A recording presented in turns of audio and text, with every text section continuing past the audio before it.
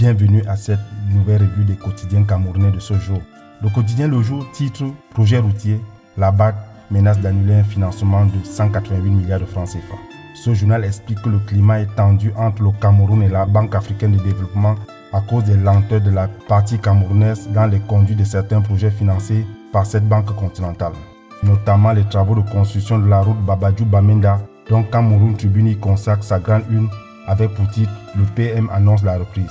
Le quotidien gouvernemental commande qu'au deuxième jour de sa visite dans la région du Nord-Ouest, le Premier ministre Joseph Dion-Ngouté a fait savoir aux populations hier que les travaux de construction de cet axe stratégique allaient reprendre incessamment.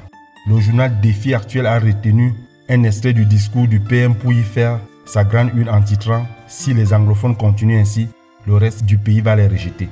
Pour ce journal, le PM a attiré l'attention des populations sur les conséquences que les actes des séparatistes pourraient avoir sur les ressortissants anglophones résidant dans les autres régions du pays.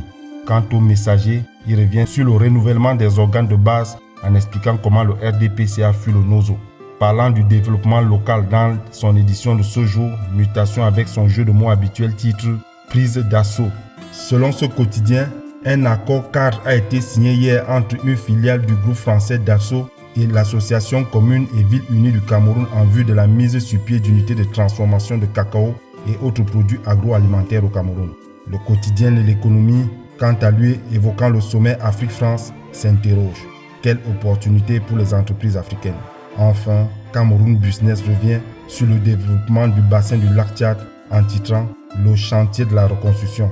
D'après ce journal d'analyse économique, les gouverneurs des régions affectées ont pris l'engagement de travailler sur des projets socio-économiques au terme de leur conclave tenu les 4 et 5 octobre dernier.